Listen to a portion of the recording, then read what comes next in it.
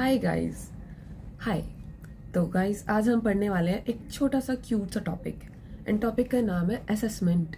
Assessment अभी हमें पता है असेसमेंट कितने वेज की होती है। असेसमेंट एक तरीके से होता है किसी चीज़ का इवेल्युएशन करना। ओके, आई होप से इतना समझ में आ रहा होगा। इवेल्युएशन में आप समझ सकते हो कि किसी चीज़ को हमें कितना समझ में आया है। जैसे आपके स्कूल में आप पढ़ के आते हैं, ठीक है, कोई बच्चा स्कूल से पढ़ के आया है तो टीचर उसका इवेल्युएशन किस तरीके से लेता है। देखो, टीचर पढ़ा रहा है तब उसका इवेल्युएशन लेगा। अब टीचर पढ़ा लेगा उसके बाद भी उसका इवेल्युएशन लेगा। और हम क्या बोलेंगे, पढ़ा लेगा उसके बाद लेगा। और बच्चा कभी ना कभी तो घर पे बैठ के खुद का इवेल्युएशन खुद भी तो करेगा। मीन्स कि आपका असेसमेंट 3 टाइप से हुआ। कौन कौन सा? Assessment as learning, of learning और आपका हुआ फॉर लर्निंग। पहले हम करेंगे असेसमेंट फॉर लर्निंग। फॉर का मीनिंग होता है आपके पास फीडबैक के लिए, और जो ये फीडबैक होता है इन बिटवीन लेक्चर होता है। ओके, इसके अंदर जो टीचर होता है असेसमेंट फॉर लर्निंग के अंदर टीचर जो होता है वो इन बिटवीन लेक्चर बच्चे से क्वेश्चन पूछ रहा होता है। लाइक उसने क्विजेज ले लिए, कोई भी वेरी शॉर्ट क्वेश्चन टाइप्स ले लिए, या टीचर ने ऑब्जर्व कर लिया बच्चे को ड्यूरिंग लेक्चर कि कितना समझ में आया है कितना नहीं समझ में आया है। इसके बाद आता है आपका असेसमेंट 4 हो गया। अभी हमने क्या बताया था 4 के बाद? Of learning. अब इसके बाद next comes to assessment of learning. Of के अंदर आ गया आपके पास क्या? ऑफ। ऑफ जरा वर्ड पे ध्यान देना। Of, O stands for outcome.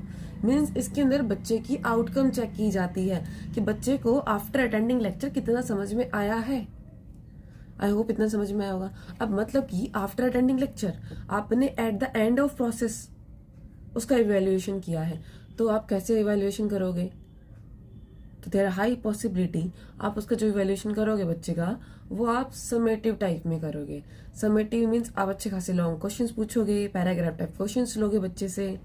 जैसे कि हम टीचर्स, हमारा at the end of session हमारे एग्जाम्स कंडक्ट होते हैं, उस टाइप से टीचर उसका इवेल्युएशन करना चाहेगा। ओके, नेक्स्ट मीन्स इसके अंदर रैंकिंग और ग्रेडिंग सिस्टम आता है, और आपको पता है कि ranking is itself in a negative word. Next comes to हमारे पास असेसमेंट एज लर्निंग। एज हमारे पास होता है आपके पास सेल्फ अवेयरनेस के लिए।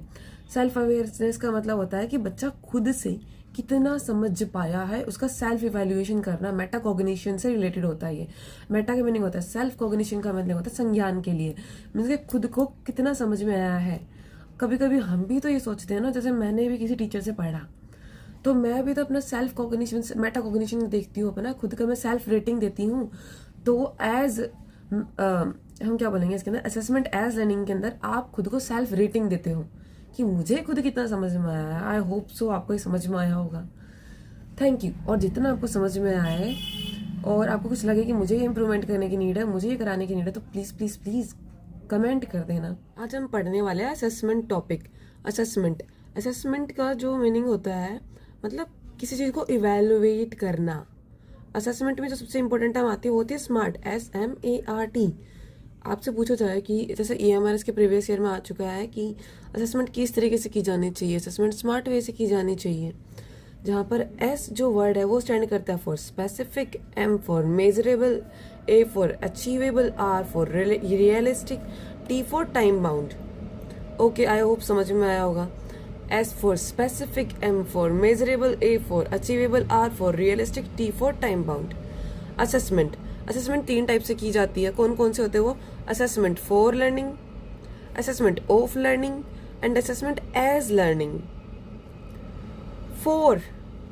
फोर मीन्स फीडबैक के लिए। फोर के लिए F चेक करो आप। F मीन्स फीडबैक के लिए, ठीक है, जिसके अंदर आप फीडबैक है। आप चाहे तो ये फीडबैक बच्चों का हो सकता है, चाहे ये पेरेंट्स को फीडबैक मिल सकता है, चाहे वो टीचर को मिल सकता है कि आपने जितना पढ़ाया बच्चों को कितना समझ में आया इस रिगार्डिंग। ऑफ लर्निंग, ऑफ का मीनिंग होता है आउटकम। आउटकम मतलब कि बच्चे की कैसी अचीवमेंट रही, डिटरमाइन द स्टूडेंट्स अचीवमेंट।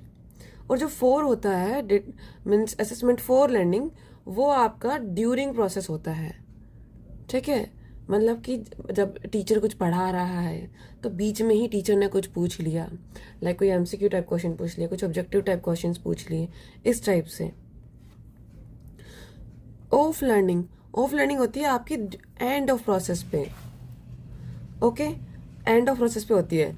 अब आता है next, achievement as learning. As का मीनिंग होता है सेल्फ अवेयरनेस, मीन्स कि आपने खुद कितना समझा, मतलब बच्चा खुद कितना समझा, वो खुद के बारे में खुद सोचे कि उसे कितना समझ में आया है, self awareness. Okay, peers and self achievement, जो मैंने बताया कि अपने दोस्तों, यस हम थे achievement as learning. As learning मतलब होता है कि पीयर्स की सेल्फ अचीवमेंट के लिए, मीन्स एज लर्निंग से आप क्या समझोगे, मतलब कि बच्चे को खुद कितना समझ में आया है, सेल्फ अवेयरनेस। ओके, मीन्स या तो बच्चा आपस, पीयर्स का मीनिंग होता है उसके सेम एज वाले बच्चे।